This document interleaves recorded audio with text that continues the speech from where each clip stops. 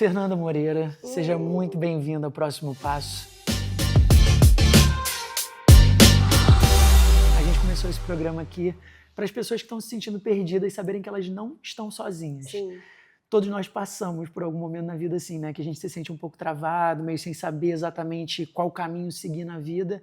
E eu, por ter passado também por muitos momentos e fases como esse, eu quis criar esse espaço de bem-estar emocional para a gente ter esse lugar de acolhimento mesmo, né? Para poder conversar com as pessoas de maneira aberta, transparente, saber que cada caminho é um caminho, que Sim. não tem certo e errado, e que a gente pode ser livre, né? Para fazer as nossas escolhas dentro de um mundo que tenta colocar a gente dentro de caixinhas. E você é um exemplo disso para mim, porque você talvez tenha nascido, né, num ambiente em que, sendo mulher, né, não se permitem muitas coisas, mas que você foi desbravando e fazendo o seu próprio caminho, e você chega até a Ladrilha, né, que acho que dentro de todos os projetos é uma das coisas onde você ganhou mais visibilidade, né, digo assim, da porta para fora, e que você fala que é a tua arte feminina e feminista. E eu queria, aqui não é uma conversa muito cronológica, nem muito linear, então eu queria começar de um lugar que não é necessariamente contando a tua história, mas é sabendo como é que você se sente. Quando você fala que a sua arte é feminina e é feminista, eu queria saber o que é ser mulher para você na sociedade hoje. Eu acho que a gente tem ganhado muitas informações novas sobre o que é ser mulher, né? Quando você começou a falar, até de quando eu comecei com a Ladrilha, eu acho que quando eu comecei, eu não tinha muita... Eu acho que quando eu era mais nova, assim, na escola, adolescente, quando eu fui me forjando, eu acho que eu não tinha muita noção, assim, dessa questão de gênero, né? Eu não tinha muito esse letramento sobre essa questão de gênero, eu não entendia as dificuldades, assim, eu acho que na prática sobre isso, né? Era muito nova. E aí a Ladrilha me empodera muito nesse lugar e me faz perceber muito sobre a importância da gente ocupar espaços, é o que eu faço com a Ladrilha, eu ocupo a rua. E aí eu fico pensando que é um trabalho de muita resistência ser mulher. E é um trabalho que é quase um ofício da gente ter que se letrar muito todos os dias, né? 1000 vezes mais. Não só no mercado de trabalho, que a gente tem que ficar o tempo inteiro se provando, mas eu acho que é um letramento interno, assim, pra gente não se sujeitar a determinadas situações que a gente passa justamente por ser mulher. Que bom que a misoginia agora vai ser criminalizada. Que bom que agora a gente consegue recorrer a essas coisas, assim. Eu acho que, para mim, ser mulher tem sido um trabalho constante, assim, de me formar internamente, de me formar e de me informar, sabe? Sobre os meus direitos, sobre os meus limites, sobre esse mundo interior, sobre limites em relações no geral, sabe? Não só românticas, né? Porque me relaciono com homens e isso muda também muito as coisas, mas relação no mercado de trabalho, relação com família, relação comigo mesma. Então, eu acho que, para mim, hoje, ser mulher tem sido um trabalho constante de formação e de informação.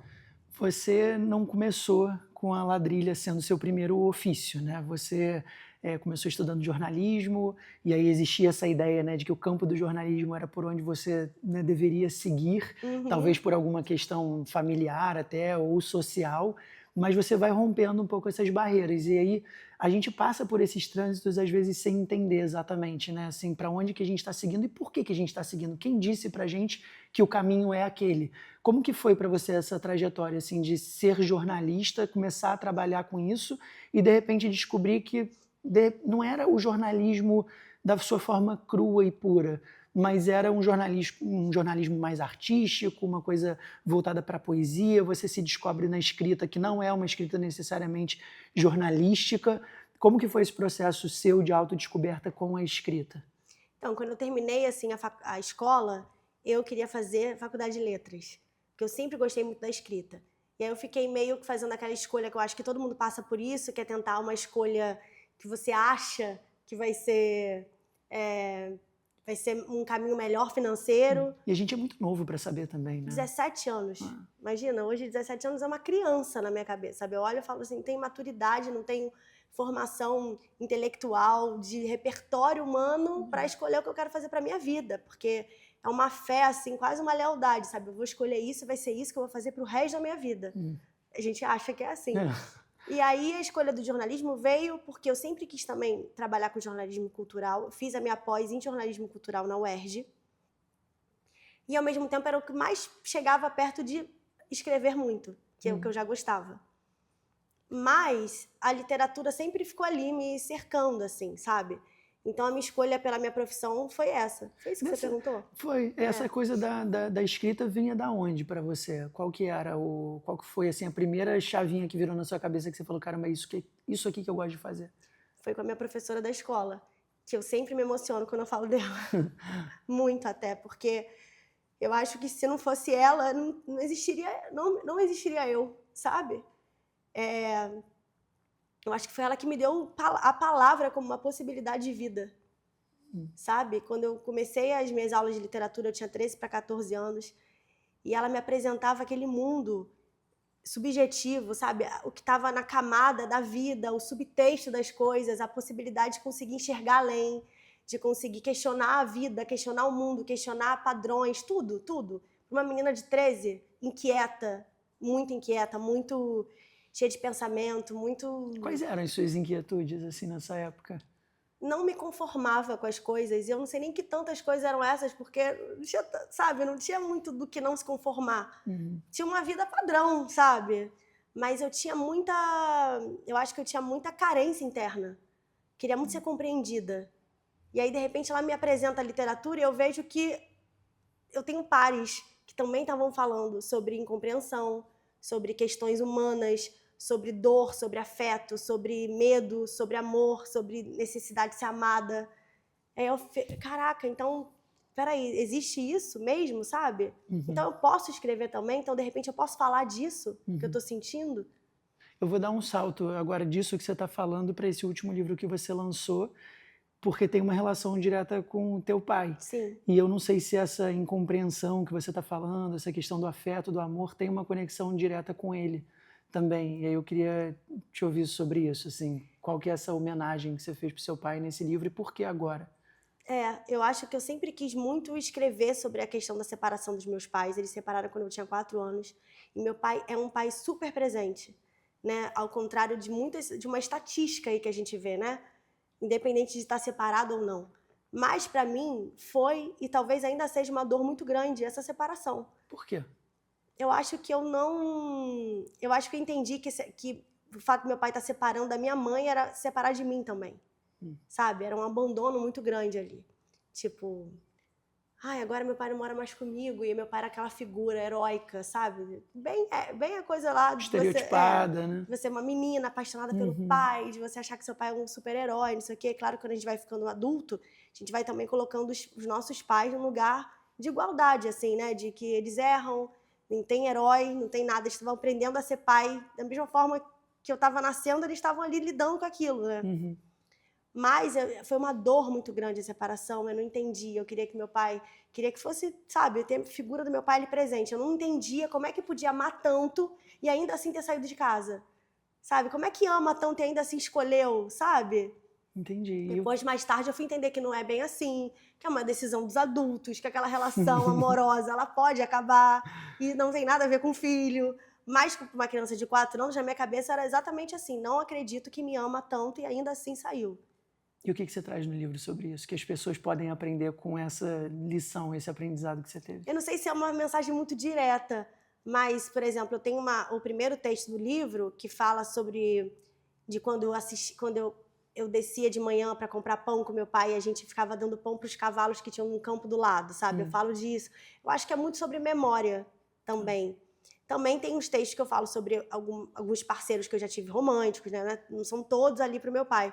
Mas tem essa figura masculina, assim, como uma, vou chamar de projeção aqui, né? Mas um espelho do que você está sentindo no momento que você começa a escrever. E você falou essa coisa de que não é necessariamente uma associação direta. Eu acho que a beleza da arte está nisso também, né? Nessa subjetividade e na universalidade dela, porque cada pessoa vai ler e vai interpretar da maneira que está se sentindo naquele momento. Exatamente. E aí, desse ponto, né, de partida da subjetividade da arte, quando você começa a ver literatura, letras e livros e começa a se identificar e ter essa paixão por escrever, quais são as primeiras coisas que você lê e começa a escrever sobre para dar esse salto na tua vida e falar assim, cara, é isso que eu quero fazer, eu quero trabalhar com arte? Quando eu estava na faculdade, foi a primeira vez que eu li Lígia Fagundes Telles. Eu peguei emprestado assim, o livro na biblioteca da faculdade, eu fiz faixa, e aí eu li As Meninas. Eu estava ali com 17 anos, e aí foi esse livro, eu já tinha todo esse desejo que vinha da literatura, que vinha da minha professora, da Beatriz Oliveira, que já estava muito dentro de mim, assim, muito crescido, sabe? E aí, quando eu li As Meninas, eu falei, cara, é isso que eu quero fazer pra minha vida, eu quero escrever. Eu senti, era quase uma coisa física, sabe? Você tá lendo o livro e aquilo tá te tocando tanto que você sente no corpo o que aquilo quer dizer. Agora, eu vou falar aqui assim, como se fosse, não é um perigo, né, mas um risco da gente se apaixonar por uma profissão ou por um ideal de vida, porque essa idealização às vezes deixa a gente cego, né? Porque se a gente tem uma sensibilidade muito grande, a gente se apaixona pelas coisas, pelas pessoas, e a gente quer ir fundo, quer mergulhar, a gente também abdica de muitas outras coisas. E aí, na sociedade que a gente vive, que tem muita regrinha, ser artista é quase que uma ruptura, né, com o padrão, com a convenção social. A gente, né, olha geralmente para o artista, aquele que não chegou naquele sucesso, naquela coisa de muito dinheiro, muita fama, muito reconhecimento, como uma carreira muito dura. Você imaginava que você poderia ser artista, só artista, ou você fez uma transição suave para ser artista, ou você sempre levou a arte em paralelo a outras coisas, assim, para você ter um colchão financeiro, emocional, mas para você também poder viver um pouquinho da tua arte? Como que foi virar essa chave para ter equilíbrio? Porque empreender, às vezes as pessoas acham que confundem que assim, vou largar tudo e vou viver da minha arte, mas nem sempre é possível. Então, como que você consegue equilibrar as duas coisas? Fazer arte, mas também seguir o caminho, vamos chamar de mais tradicional, né, do mundo corporativo? Eu acho que é até ingênuo, né? Quando a pessoa fala, vou largar tudo, vou viver da minha arte. Se a pessoa não é herdeira, se ela não tem uma... Sabe? Eu acho que é impossível.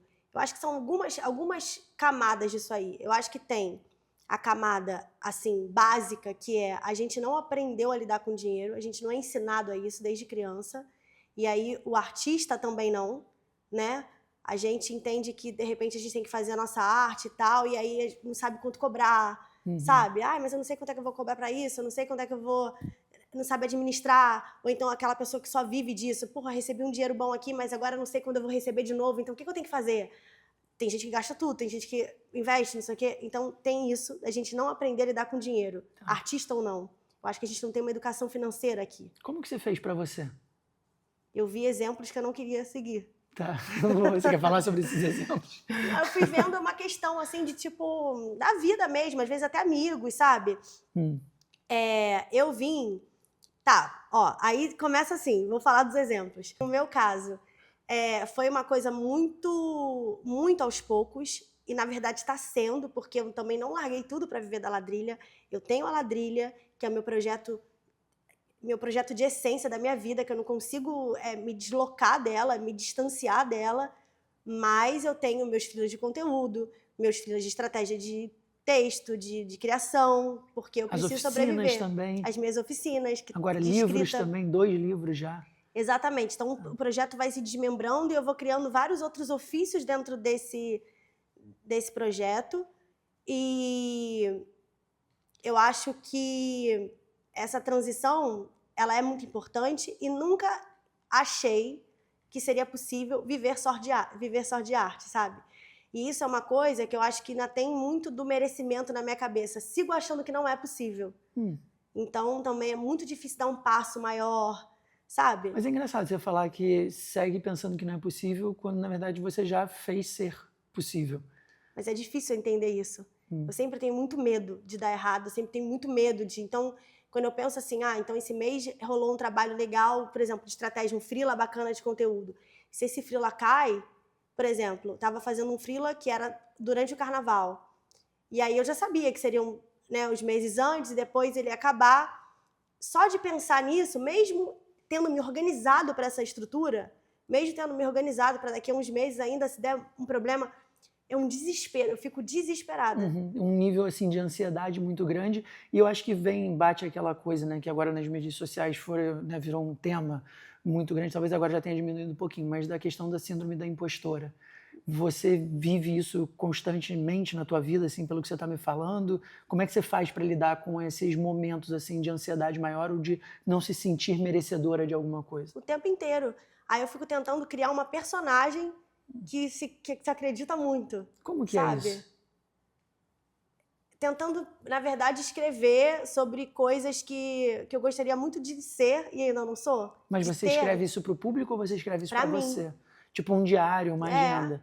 E aí você vai incorporando aquela personagem. A quase uma personagem que atriz. consegue. É interessante isso para um processo de pessoas que, né, que a gente está falando aqui, de pessoas que estão se sentindo perdidas, às vezes a gente negligencia, É, né, quais são as ferramentas que a gente tem. A gente, né, tem pessoas que acreditam e vão para uma terapia, tem pessoas que vão para yoga, tem gente que vai para o esporte, e você, através da escrita, né, que já é é. o teu ofício, faz uma autoescrita também para criar uma outra persona ali onde você vai se projetar. Você acredita nisso? Assim, se a gente mentaliza as coisas e a gente começa a acreditar muito que elas podem acontecer, elas acontecem? Eu tenho muita dificuldade disso. Tá. Embora eu tenha muita fé, eu sou umbandista, trabalho no meu terreiro, eu tô lá há 11 anos na minha casa. Então eu tenho uma fé que eu acho que é uma fé muito terrena. Hum. Então eu acredito muito na ação. Eu tenho muita dificuldade de só pensar e acreditar, mas ao mesmo tempo eu acho que a fé, ela também é esse desconhecido, é também esse mistério. Uhum. Então eu fico o tempo todo tentando me trazer esse lúdico, tentando trazer esse encanto, talvez até, pensando aqui, esse meu desejo de levar esse encanto para a rua com a ladrilha, esse desejo de levar o lúdico para a rua com a ladrilha, seja também o meu desejo de trazer para mim, sabe? De me alimentar desse encanto, dessa subjetividade, não endurecer com a vida. Uhum. Porque eu acho que eu tenho um realismo, assim, que às vezes ele me... Sabe? E aí eu preciso escrever, eu preciso acreditar nos encontros, Uhum. sabe? Que as amizades se criam assim, como a gente foi, Uhum. sabe? Que a gente se encontrou e aí, de repente, a gente já virou amigo. No primeiro dia, sabe? Sábado mesmo eu fui na Feira do Lavradinho com uma amiga minha, não estava a fim de ir, mas aí fui, porque ela é minha amiga irmã, e aí ela estava com uma amiga e com outro amigo dessa amiga, que ela também não conhecia. E aí esse menino foi maravilhoso, a gente se encontrou, o nome dele é Fernando, eu também é Fernanda, ele faz aniversário 19 de maio, eu 18. Acabou que a minha amiga foi embora, todo mundo foi embora, a gente acabou meia-noite juntos no McDonald's comendo. E a gente falou, caralho, a gente fudeu, a gente é melhor amigo pra sempre, sabe? Aí eu preciso acreditar nisso, Sim. que a vida se impõe, sabe? Que a vida ela é maior. Porque eu tenho muita dificuldade de só pensar se eu acreditar muito, sabe? Então, por ter dificuldade e por também saber que eu não posso diminuir a força do mistério, né? Que eu preciso ter esse pensamento mesmo positivo, que eu preciso trabalhar não só a ação, mas esse entorno, sabe? Tem uma combinação, né, entre esse lúdico, né, É, essa coisa que é quase inexplicável, que está ligada à fé, mas você tem essa coisa também muito muito da terra, né, de botar o pé no chão e ir para muito. ação. Então acho que encontrar esse equilíbrio, né, entre essas duas coisas Porque eu faz acho você... que até o pensamento, até pensar sobre uma coisa e desejar muito ela, eu acho que até isso é um privilégio. E aí eu fico um privilégio quase social, sabe? Porque eu vejo, assim, às vezes eu vi o corre que a minha mãe deu a vida inteira para me criar e para fazer com que eu hoje consiga ter tempo para pensar no que eu quero e desejar. Eu não sei se a minha mãe desejou. Ela só foi. Então tem muita dificuldade ainda, quase uma briga, sabe? Às vezes eu me vejo assim, o que eu desejo? O que eu quero? Por que eu tô, sabe? Intuindo para minha vida, sabe?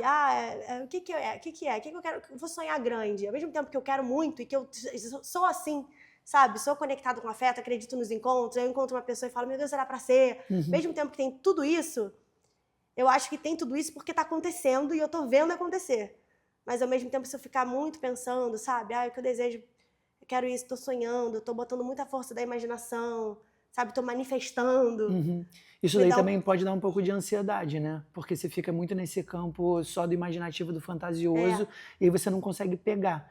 E eu tô imaginando aqui, enquanto você fala, e você vai ser a melhor pessoa para contar essa história porque ela é sua, mas o início da ladrilha foi assim para você? Foi uma coisa de só vou lá e vou botar na rua essa ladrilha aqui nos espaços para começar a ocupar, para levar inspiração, reflexão, questionamento para as pessoas?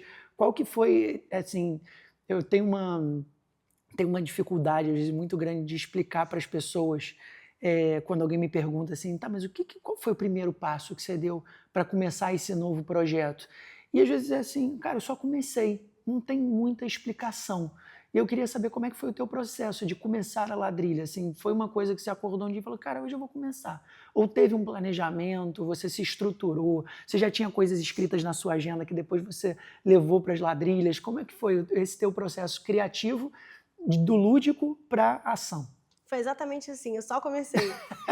Eu já escrevia, e aí na época eu escrevia muitos textos assim no Facebook, e aí aquela coisa, amigos, escreve mais, isso aqui era meio assim. E eu já tinha um desejo de colocar na rua, eu já tinha um desejo de que a minha palavra não ficasse na internet, que eu queria que ela ficasse na rua, porque eu entendo que a rua é quase que um museu maior, a biblioteca maior, a livraria maior, sabe? É um lugar que está ali quase um pouquinho mais democrático. Não é todo, porque depende da região que você está, né? E os recortes que aquilo traz e as pessoas que circulam ali à vontade ou não. Mas, de modo geral, tem todo mundo na rua. E aí eu sempre quis colocar a minha palavra na rua e ter esse projeto de intervenção urbana, de intervir na cidade, de promover um certo diálogo com a rua, de trazer esse encantamento que eu acho que a palavra tem, a poesia tem. Só que, ao mesmo tempo, eu não me identificava muito, eu não conseguia me imaginar muito fazendo lambe. E imagina, eu não sou zero do desenho, grafite, a minha questão é a palavra. E aí foi muito assim, esse desejo veio, mas também não fiquei elaborando muito ele, eu só pensava, legal, eu gosto de escrever, eu acho que eu posso fazer isso. Trabalhei muito tempo numa marca de moda, que era a Eclectic, e eu tinha uma amiga lá, que tenho ainda, que é uma das minhas melhores amigas, a Di Couto, que é uma grafiteira. Conheço. E aí, quando eu conheci a Di, ela levava, assim, às vezes uns lambes enormes, assim, umas coisas de grafite enormes para o trabalho. Eu nem sabia que isso era possível. E aí eu falava assim, gente, peraí, ela é uma mulher, ela carrega isso tudo tão grande, ela que faz sozinha na rua. Que legal! Foi me dando mais desejo e eu fui vendo que era possível. E aí esse desejo, junto com a possibilidade real, porque eu estava vendo ali, materializado na minha frente a partir dela. E aí, uma vez, passeando por Santa Teresa, me veio esse estalo, assim, de, cara, tá aí, eu acho que eu vou escrever em azulejo. Porque eu não quero escrever no papel. Quero escrever numa coisa que também traga um certo encantamento para a rua e que seja um material que seja familiar. Que todo mundo tem um azulejo em casa, no banheiro, na cozinha. É um material muito familiar, muito caseiro, né? E tem um aspecto também quase histórico do azulejo, eu acho também, né?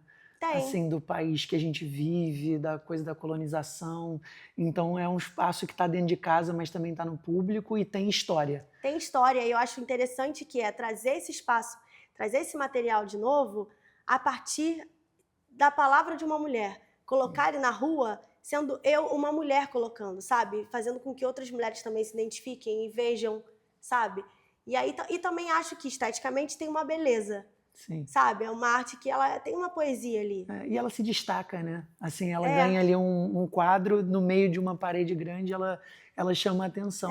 E você falou essa coisa, né? De ser uma mulher colocando a sua voz para o mundo. Você se sentiu ou se sente em alguns momentos da vida silenciada ou não? Você já rompeu com essa barreira do silêncio? Muitas vezes. Eu acho que a Ladrilha, ela tem essa proposta do diálogo, ser um diálogo muito individual. Porque por ser um azulejo pequeno, 15 por 15, ele não está ali gigante. Então, assim, a distância pode ser que a pessoa nem veja.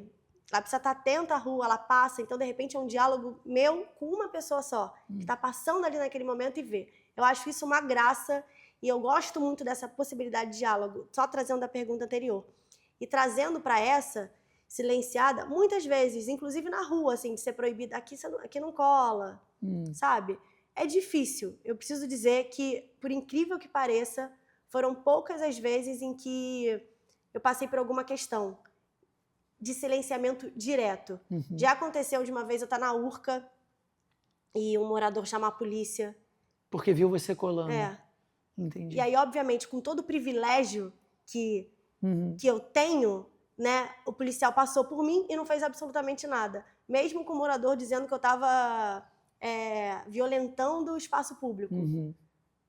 Que loucura, né? Porque você está levando arte, na verdade, mas as pessoas, elas talvez não tenham essa sensibilidade.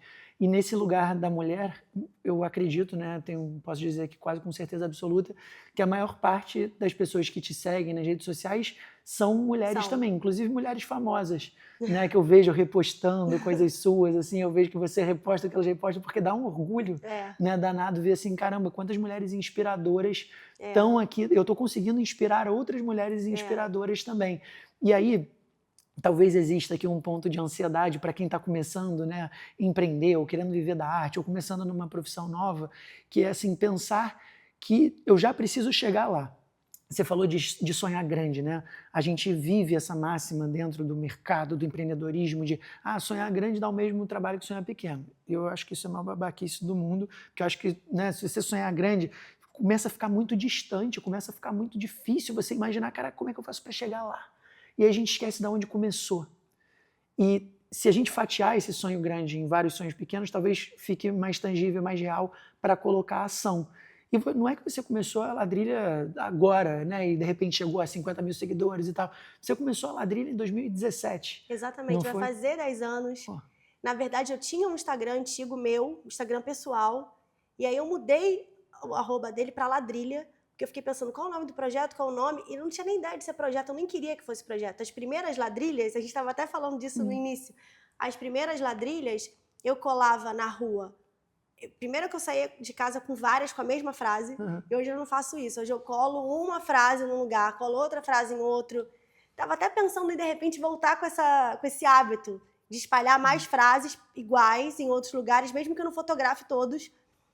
Mas aí eu escrevia com posca, botava esmalte incolor em cima para não sair. E em Santa Teresa, que foi o lugar que eu mais comecei, a primeira ladrilha que eu colei foi em Botafogo. E foi à noite. Hoje em dia eu não colo mais à noite porque eu sei que a foto fica ruim. Então, assim, foi uma... Sabe, eu saí de casa às 9 da noite para colar, sabe? Mas é isso, a gente vai fazendo. E colei, aí depois eu colei várias em Santa Teresa, todas com a mesma frase. Eram 2 frases, as que começaram, assim, as frases que deram início ao projeto, que foi saber doer antes de saber doar, e mar é sempre beira para quem tem medo de fundo, que eu sempre botei na minha cabeça que quando eu fizesse o meu primeiro livro, esse seria o nome. E aí eu colei, e ainda estão em Santa Teresa, estão com a tinta já mais fraquinha, sabe? Tem até um parceiro, um artista que eu esqueci o nome, que faz coisa em Santa Teresa também, ele me mandou mensagem, cobri com a caneta. Que legal. Isso acontece muito. E falando de silenciamento, eu falei que até que eu não passei por tantas questões assim de silenciamento, violência, durante o momento em que eu tô colando, mas acontece muito quando a ladrilha tá colada, de quebrarem, Sério? sabe? E aí tem uma ladrilha em Salvador, em Santo Antônio Além do Carmo, que é meu bairro preferido de Salvador, eu tenho uma ladrilha lá que é Meu Ser Mulher, e aí quebraram ela bem no meio, assim, então, e aí um amigo fotógrafo fez uma foto maravilhosa, porque ela ficou bonita, mesmo, apesar de quebrar. Ficou muito simbólica, sabe? Esse ser mulher completamente destroçado na rua. Entendi. Que é, né, o que a gente passa. Mas, assim, quando a ladrilha começou, eu não tinha a pretensão de que ela fosse um projeto, eu tinha a pretensão de que ela cumprisse com o meu desejo de ocupar um espaço público com palavra e me ocupar disso também. Esse era o meu maior desejo, eu acho. Ocupar a rua e me ocupar disso. Quando você fala se ocupar disso, é se preencher. Me preencher. Tá. Sabe? Me ocupar internamente, subjetivamente, trazer um sonho para mim, sabe? Realizar esse meu desejo de estar relacionada à palavra, com a minha palavra, com a minha força autoral, Com sabe? a sua poesia. Com a minha poesia. Então ela nasceu com esse objetivo só. Não tinha objetivo de ser um projeto, de virar no Instagram, de nada, sabe? Nada. Tanto de virar que uma fonte de renda também, nada não disso. Era uma coisa assim... Absolutamente não. Você não fez um business plan? Nada disso. Eu mudei o arroba que eu já tinha e botei ladrilha. Tanto que algumas amigas disseram, que isso, gente? Que ladrilha? Quem que é ladrilha? Quem que é ladrilha? Eu falei, não, projeto que eu vou começar. Vou colar umas ladrilhas na rua. E começou assim. E aí foi indo. Na época eu trabalhava na Farm. E aí, acho que meu primeiro trabalho com a ladrilha, quando eu falei, eita, veio através da Carol Moraes, que fez o convite, ela estava trabalhando na Cícero na época, ela falou, cara, a gente tem um muro aqui na Cícero, que a gente quer mudar esse muro, a gente quer trazer uma vida para ele. Você vem colar aqui no dia da poesia? Você topa colar ladrilhas aqui? Eu, claro, eu falei, meu Deus, meu trabalho com a ladrilha, sabe? Eu vou colar, então veio ali meu primeiro convite.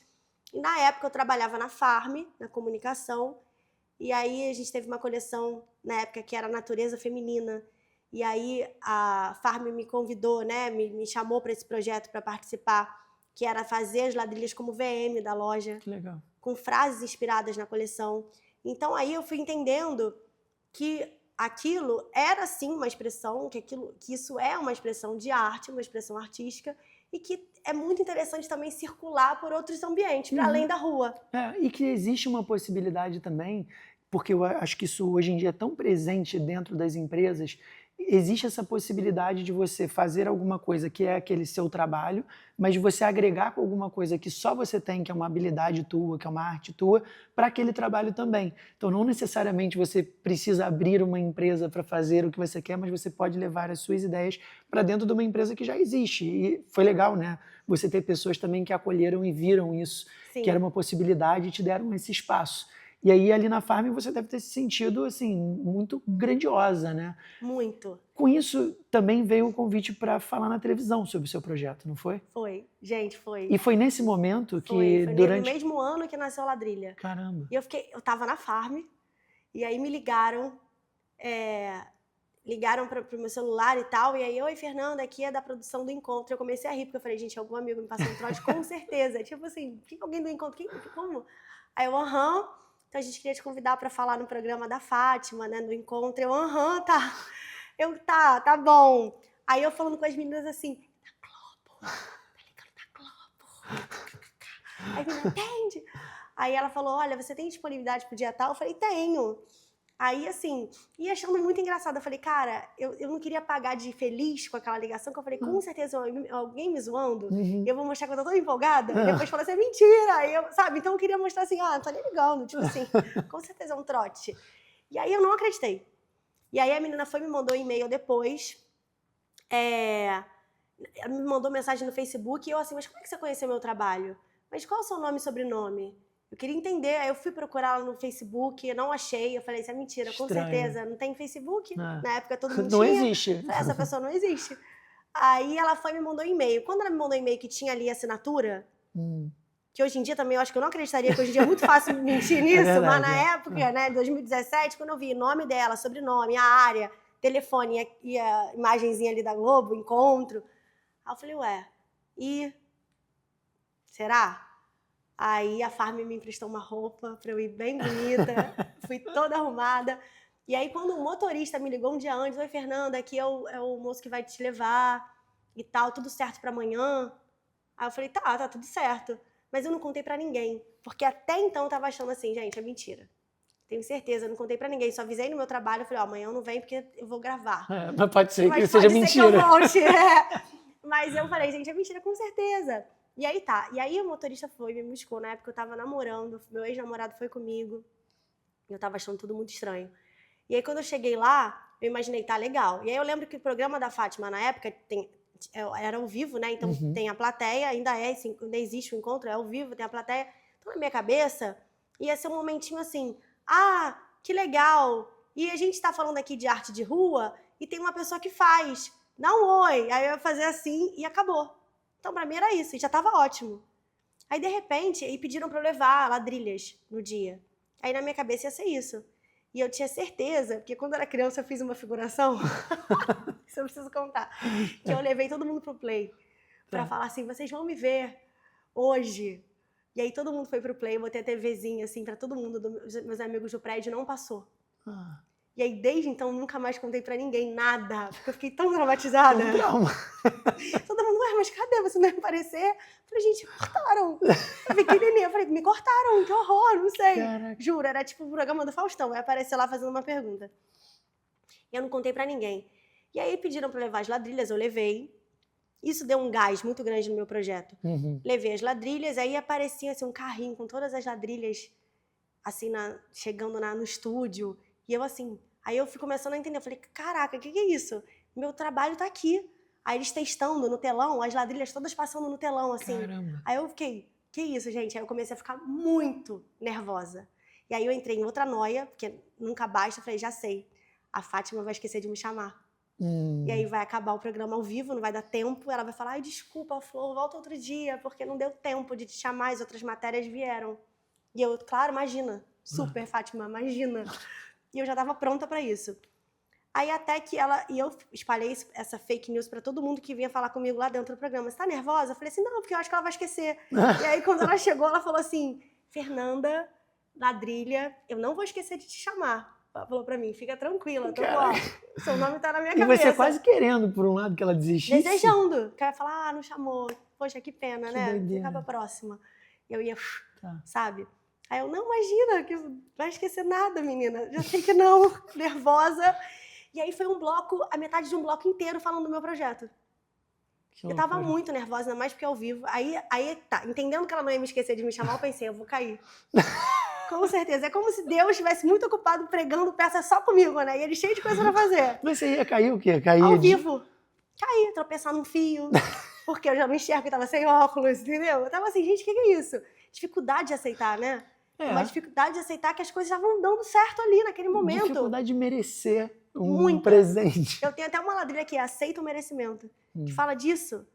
Todas falam de mim, em algum momento. Pra mim, eu acho. Nem de mim, é pra mim, em alguma instância, sabe? Que eu acho que são as minhas dificuldades que eu desejo que, caso alguém também tenha, como eu fui tocada pela literatura lá atrás, sabe? Que eu entendi que havia um par pra mim, e que aquilo me ajudou, de alguma forma é tipo assim, cara, eu tenho isso, se você também tiver alguma coisa parecida, vamos junto, tamo junto, sabe? Acabou que deu tudo certo, ela me chamou, e era ao vivo, e eu não gaguejei, foi perfeito. Você não caiu. Não caí. E aí também tem isso, acho que na hora eu fico muito tensa até a coisa acontecer, e na hora eu acho que vai, e eu sou assim pra tudo na vida, até com coisas... Sabe, se tiver alguma coisa muito pesada acontecendo, eu consigo pegar as rédeas e resolvo.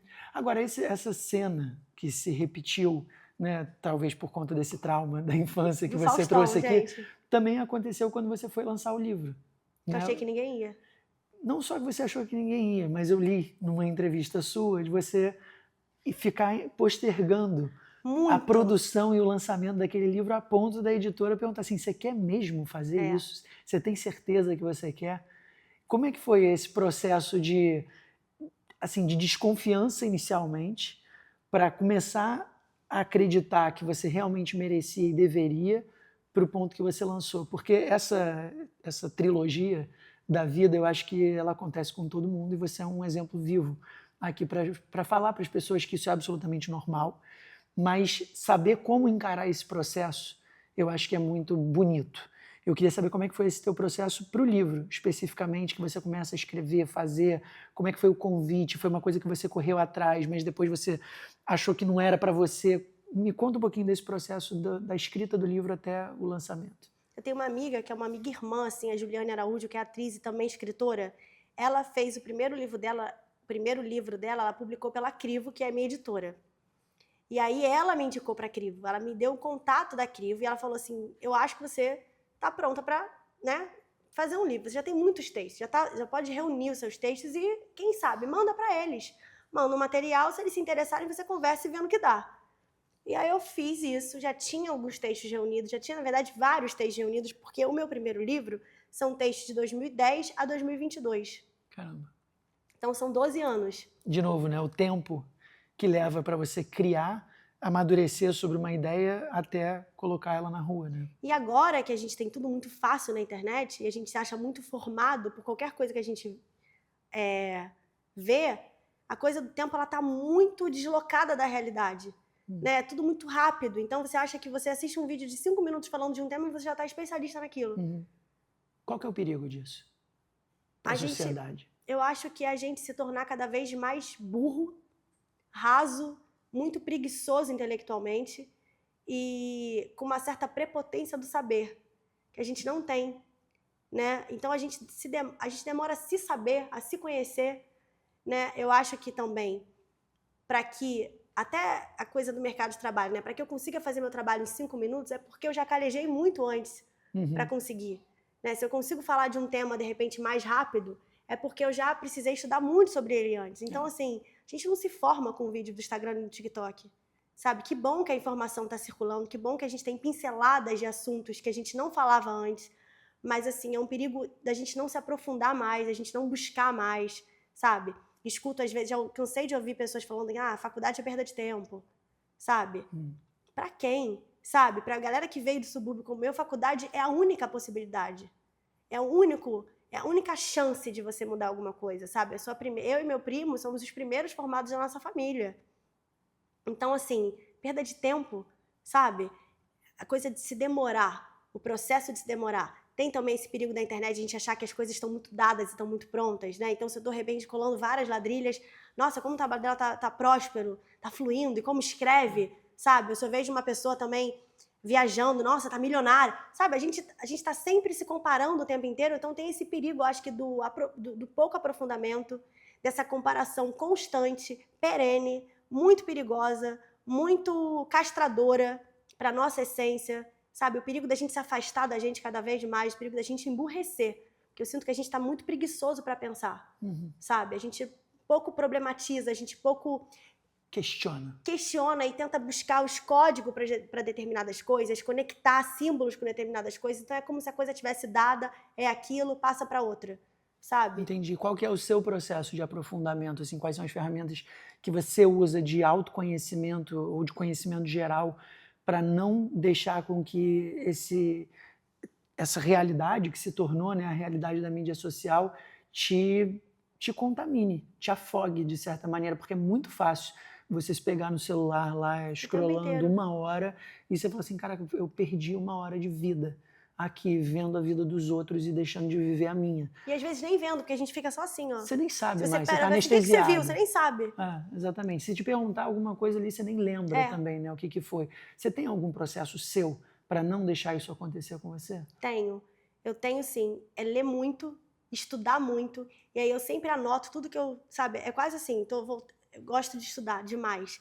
Então, o meu processo é livros que eu tenho para ler, que são livros inspiradores, livros para aguçar a subjetividade, a poesia e me inspirar. E aí, geralmente, quase sempre, são autoras femininas. Agora, a coisa do estudo, livros de teoria literária, livros que falam sobre alguma problemática da sociedade.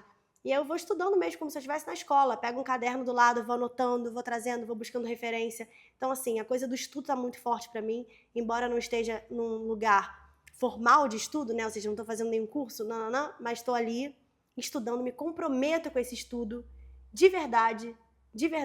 E uma outra coisa é estar perto de pessoas que me inspiram. Você é uma delas. E aí eu sinto que eu tenho uma troca com esse repertório. Então, assim, quem é você, sabe? Que repertório humano que te constitui? O que você está me trazendo da sua vida para a minha?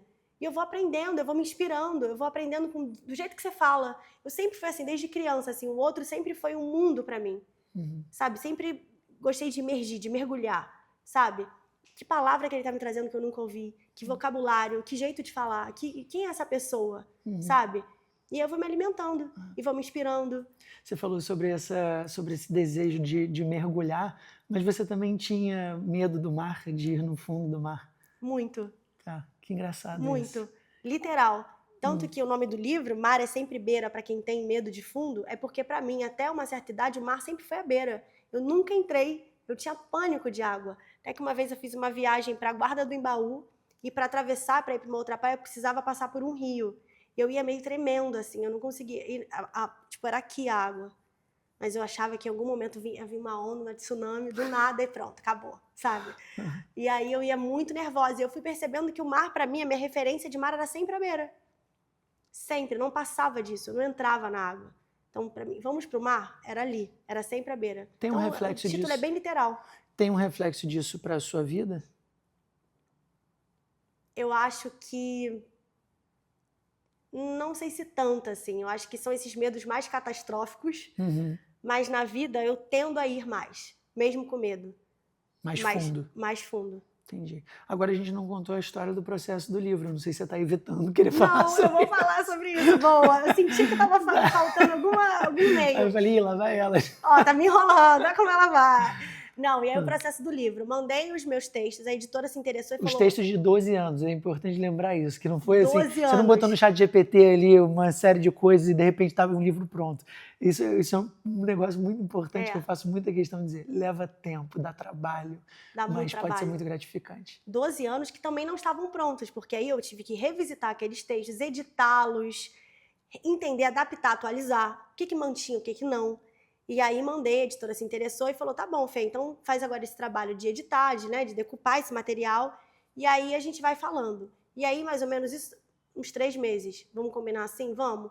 Mandaram um contrato, e aí dentro do contrato tinha esse time todo. Até que quando passou, o editor, muito generoso, que eu já tinha passado uns 5, 6 meses, falou: Fê, olha só, se você não quiser, tá tudo bem. Mas a gente vai então, né? Vamos trocar o processo, a gente vai parar aqui, e aí em outro momento a gente se fala. E eu entendi que, caraca, eu tô perdendo, sabe? Aí foi quando eu mandei, do jeito que tava também. Depois de ter editado milhões de vezes, porque parece que nunca tá pronto. Nunca vai estar pronto, nunca vai estar. E aí eu acho, falando sobre isso, para pessoas que também têm essa coisa de enrolar, e de ou não merecer, ou porque precisa de uma perfeição, é tirar um pouco o fazer artístico de um patamar da perfeição, do inalcançável, ou de um feito que precisa estar muito... Calma, sabe? Você não tá parindo uma criança, você não é sabe? Você não tá ali uma obstetra, sabe? Ninguém vai morrer.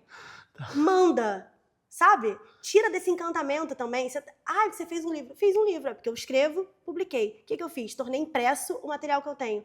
É trazer mais pro palpável. Legal. Claro que tem um encantamento, claro que é grandioso escrever um livro, mas se a gente ficar o tempo inteiro colocando nesse lugar, cara, a coisa não vai andar, sabe?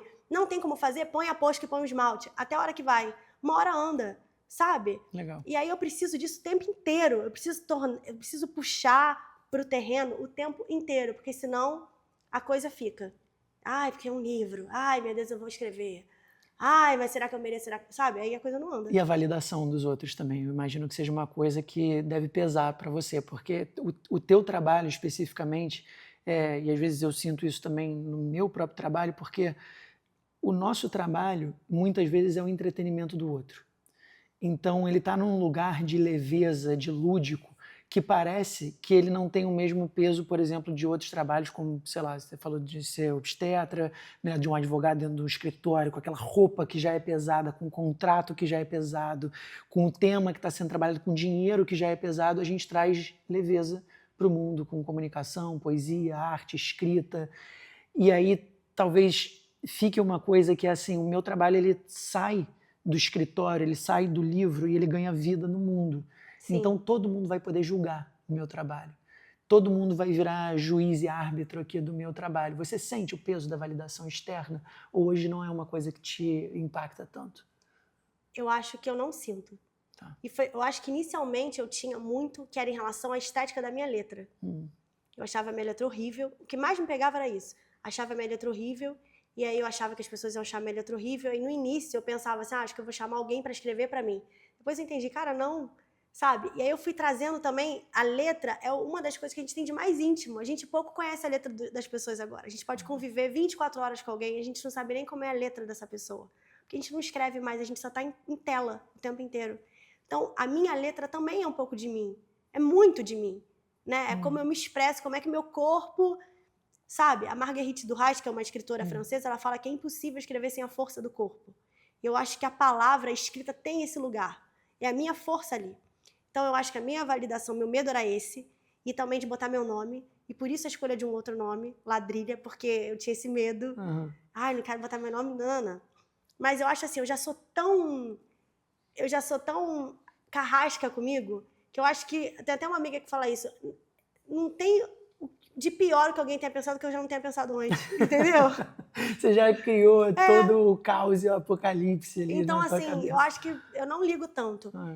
E de verdade, assim, por mais que eu receba muitas mensagens, assim, de pessoas falando do meu trabalho, que ele é muito legal, que às vezes a pessoa estava precisando ler aquilo, eu fico muito feliz. Mas eu entendo, de alguma forma, que eu sou um canal, então eu entendo que aquilo não é mais meu, a partir do momento que vai para o mundo. Então, não me envaideço. Eu fico feliz, muito feliz. Porque, assim como a palavra também me tocou, que bom que eu estou tendo a possibilidade de ser um canal. E aí sim, eu acho que eu levo para um lugar até mais sagrado, sabe? Do meu corpo físico e intelectual, ele é um canal para que alguma mensagem seja levada para alguém. E aí, como um bandista, eu preciso acreditar nisso, de alguma forma. Além de todo o meu trabalho de estudo intelectual e terreno, eu preciso acreditar que eu sou um canal, nesse momento, na Terra, para isso. Então, mas não me envaideço. Assim como também se alguém falar, ai, nossa, que merda o que você está fazendo. Ah, poxa, que pena. Sabe? Entendi. Um certo também desapego. Muito né? desapego. Acho que isso é... Até quando alguém quebra na rua, alguém escreve em cima, então realmente não é mais meu a partir do momento que vai pro mundo, sabe? Você sente que você veio para o mundo e para essa vida com um propósito maior, com uma coisa assim divina, espiritual, de levar a palavra para o outro? Eu sinto, desde que eu comecei a trabalhar na Umbanda, né, e trabalhar no meu terreiro, eu tenho ficado muito atenta. Eu acho que mais do que a palavra, eu acho que essa energia sutil, que lá no meu terreiro, o meu trabalho está muito ligado a isso, porque eu sou cambona. Cambona, para quem não sabe, eu sou da Umbanda, e a cambona é como se fosse uma assistente da entidade, explicando de uma forma muito pro dia a dia, né? Então, de repente, a entidade está ali, está incorporada, e aí quem é cambono na Umbanda, ele auxilia, anotando um nome de algum consulente que precisa, levando o consulente para acender alguma luz, alguma vela, enfim, tem esse trabalho. Mas, para além disso, tem um trabalho muito invisível, que é o trabalho da harmonia espiritual da casa, enquanto as coisas estão acontecendo.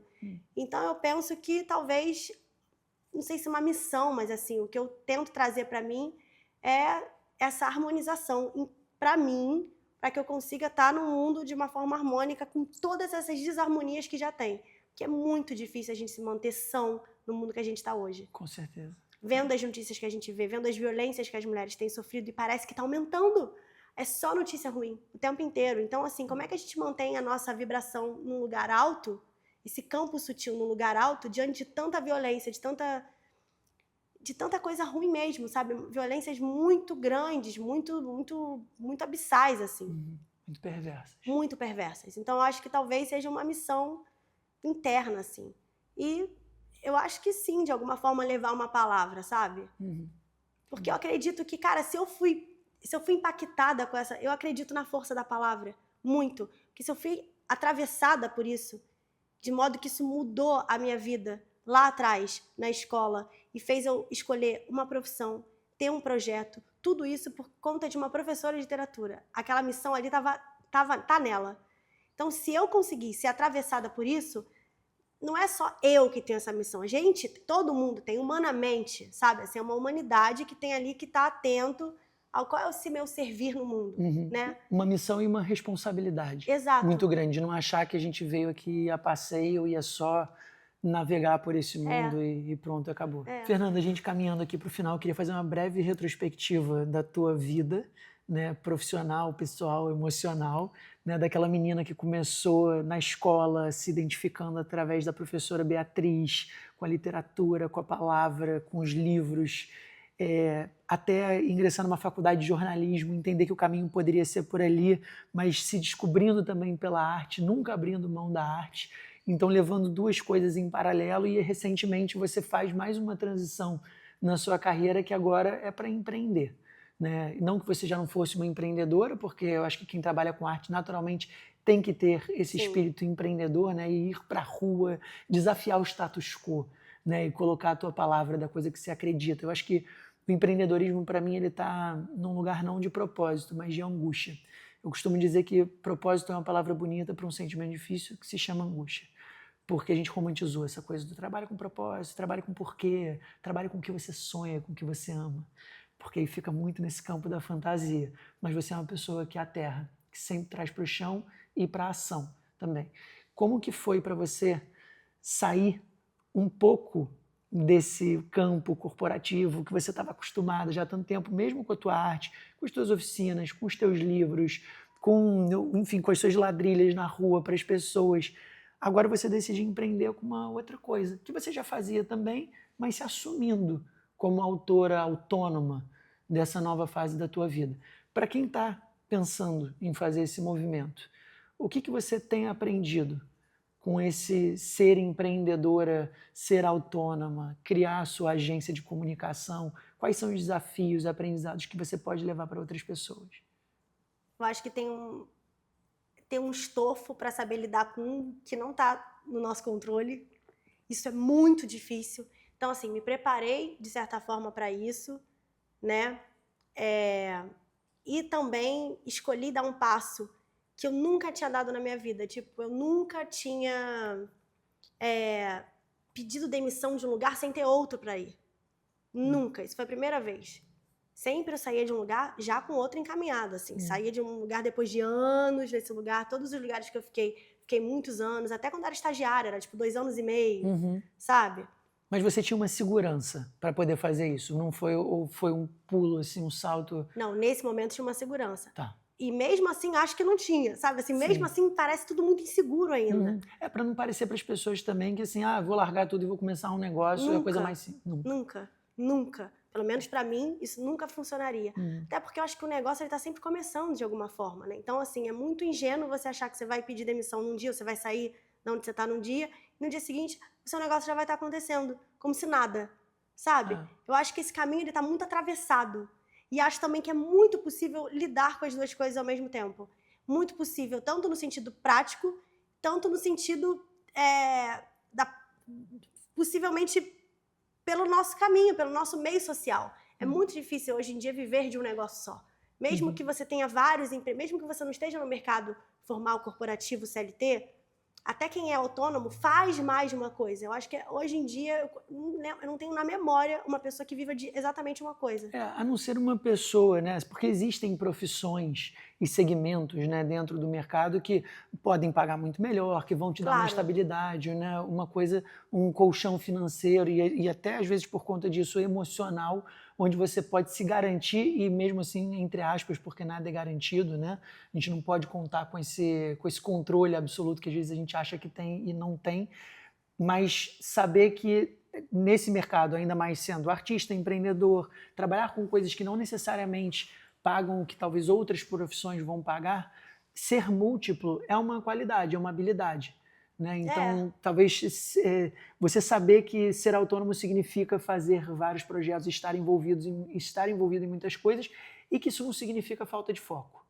Porque eu acho que tem esse perigo de ser taxado como uma pessoa que, mas fulaninho não tem foco, está fazendo 1000 coisas ao mesmo tempo, vai crescer por onde? Como é que vai ser a carreira dessa pessoa se ela está fazendo 1000 coisas ao mesmo tempo? Vai ser fazendo 1000 coisas ao mesmo tempo. Porque essa é a realidade de algumas pessoas e é assim que elas se identificam, assim como você. Acho que esse é o grande exemplo que eu queria trazer hoje, com você aqui hoje, falando para as pessoas. Que é possível, nessa tua última fala, né, não fazer uma coisa só, viver de muitas coisas, e é bonito fazer várias coisas ao mesmo tempo. É possível fazer várias coisas ao mesmo tempo porque elas se retroalimentam. Agora, para quem está se sentindo perdido ou sozinha nesse mundo, qual que é a mensagem assim, que você gostaria de passar? Eu acho que a gente tinha uma coisa antigamente que era a carreira muito linear. Então, você entrava no mercado de trabalho, você entrava numa empresa e você fazia carreira naquela empresa por toda a sua vida. Muito comum a gente ter casos de pessoas que começaram no lugar e se aposentaram por esse lugar. Hoje em dia isso é raro, né? Eu acho que a gente tem cada vez mais entendido um trabalho como uma forma também de realização pessoal, não só profissional, ou seja, não só para pagar as contas, com alguns recortes, sempre. E aí eu acho que a gente também, humanamente, sempre tão inquieto, sempre tão plural, sempre tão múltiplo, é muito natural que essa pluralidade ela se transborde para as nossas escolhas profissionais. Então a gente tem feito mais coisa porque a gente tem dado vazão às tantas coisas que também somos. Isso se atravessa no trabalho.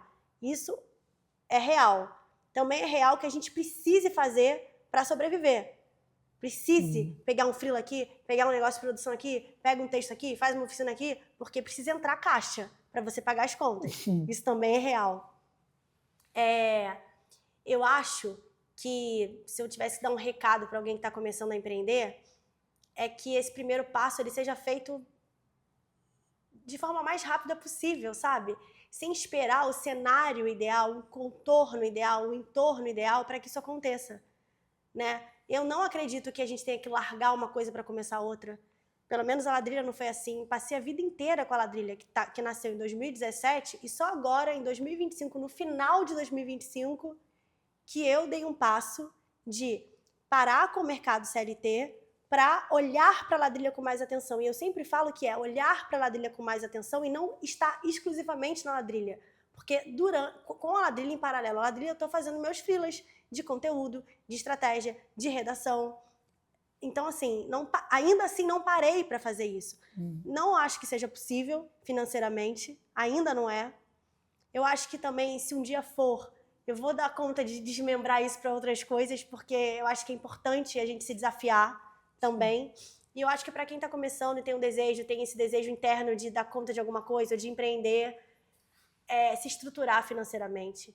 De repente, chamar alguém para ajudar, ou se não tiver ninguém para ajudar, cara, ChatGPT pode te ajudar, sabe? Entende as suas contas. Eu acho que o primeiro passo que eu iria, por conta dessa questão toda financeira que tanto me atravessa, porque preciso dar conta das minhas demandas sozinhas, não sozinha, né? Eu acho que seria isso, assim, ver o teu custo mensal, sabe? Principalmente mulheres, assim. Eu acho que a importância da gente, mulher, a gente ter uma autonomia financeira. Então, tente mapear um cenário em que você, de fato, não vai precisar depender de outra pessoa, sabe? Caso dê tudo errado, assim. Perfeito, adorei. Muito obrigado. Eu adorei que você trouxe assim uma visão que ela é tão poética e lúdica ao mesmo tempo, mas tem muito chão, tem muita fundação, tem muita base. Então não fica aquela coisa romântica, maluca, de que eu vou me jogar no mundo e vai dar tudo certo. Não, vai dar certo sim, mas com esse exercício concreto de dia a dia. Obrigado. Obrigada a você pelo convite, pela escuta atenta, Adorei. por essa atenção, por esses subtextos todos que você trouxe. Te admiro demais. Eu também te admiro muito. Obrigado.